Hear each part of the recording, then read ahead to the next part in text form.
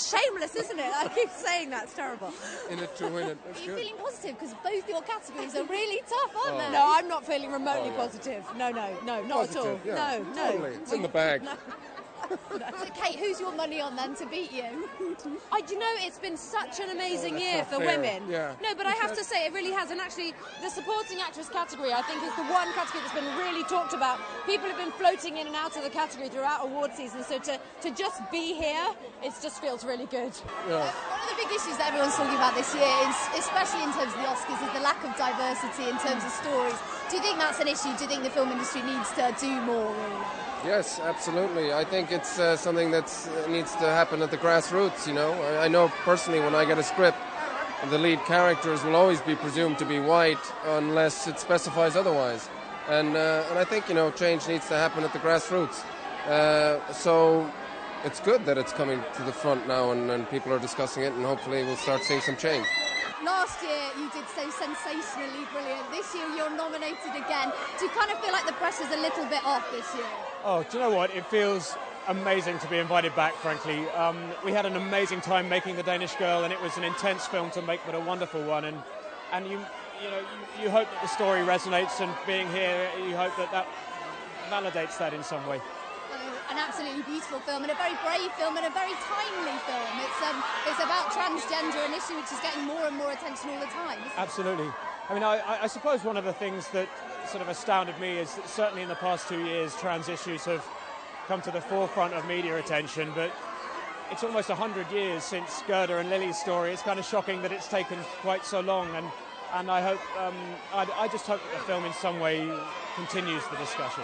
I was blown away by your film. It's absolutely my favourite of the year. I mean, it's such a gorgeous, gorgeous portrayal of homesickness. It was very personal to you, wasn't it, this story? It was, yeah. I mean, it was very, very important for me, kind of as soon as possible, to be involved in an Irish film, and to be involved in an Irish film that I felt was really kind of going to represent us, and it could be something that we were proud of, and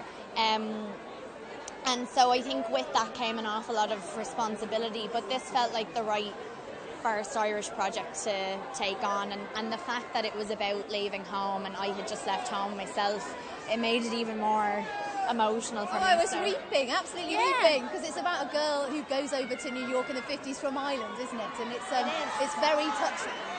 It is, and you know, you can sort of specifically say, okay, it's about Ireland and it's about America and that sort of alliance and relationship, but it's really just about anyone who's ever left home, and I'm sure you felt that way when you left home at first, and I know I did, and everyone goes through that stage where they don't quite know where they belong anymore, and that's what the film is kind of focused on, is her coming to terms with that and accepting it and overcoming it. Oh, honestly, I felt like I was pregnant for years with a baby called Star Wars. And when Star Wars came out, it didn't belong to us the way it used to. So it's good to share the excitement with everybody now. Yeah.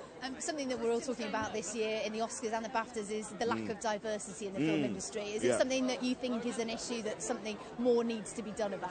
Yeah, I think the conversation's great, but I think I'm an individual person and I want to be the change I want to see. So I'm out here working and making sure that gets done.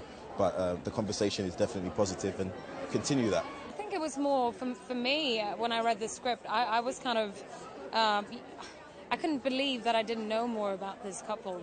Even online, it was hard for me to find any information, and that the first gender confirmation surgery happened so early on. So for me, I just felt more, most of all, just excited to be part of telling a story that I was happy that I got introduced to myself through the script.